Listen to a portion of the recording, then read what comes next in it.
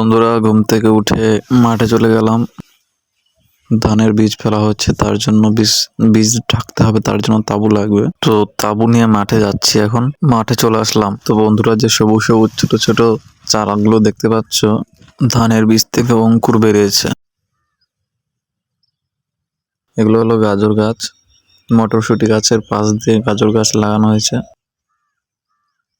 তো হ্যালো বন্ধুরা, আমরা চলে আসলাম আজকের একটা নতুন ভ্লগ নিয়ে। তো সকালে উঠতে একটু লেট হয়ে গিয়েছিল, তারপর মাঠে গিয়েছিলাম। তো মাঠে ধানের যে বীজ ফেলানো হয় ধান লাগানোর আগে, তো তার জন্য গিয়েছিলাম। তো তাই দেরি হয়ে গেছে, সকালে অনেক কাজ ছিল, তাই সকালের ভ্লগ বানাতে পারিনি। তো তাই বিকেলে আসতে হলো। আর দাঁতেও প্রচুর ব্যথা, ঠিক আছে, গালে প্রচুর ব্যথা আছে, গালটা ফুলে গেছে, দেখলে বুঝতে পারবে তোমরা। তো আর কি করব, বিকেল হয়ে গেল, হাঁটতে হাঁটতে নদীর পাড়ে চলে আসলাম। নদীতে জল বেড়ে গেছে অনেকটাই।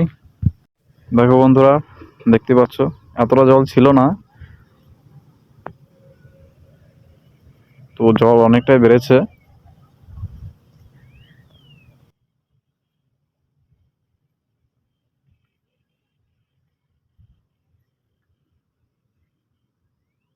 তো বন্ধুরা, এগুলো হলো ঘুঁটো, মানে ঘষি, ঠিক আছে, মানে গোবর দিয়ে বানানো হয়। এগুলো জ্বালানির জন্য ব্যবহার করে। তো এগুলো হলো সর্ষে গাছ, সর্ষেও হয়ে গেছে, আর কিছুদিন পর কাটার মতনও হয়ে যাবে।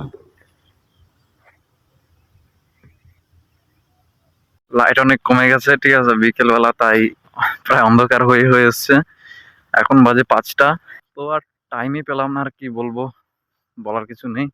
এখন নদীর পাড়ের উপর দিয়ে হেঁটে হেঁটে যাচ্ছি। তো বন্ধুরা দেখো, বালি কাটা হচ্ছে এখনো। তো জল বাড়ার জন্য বালি কাটতে এদের অনেকটাই অসুবিধা হচ্ছে।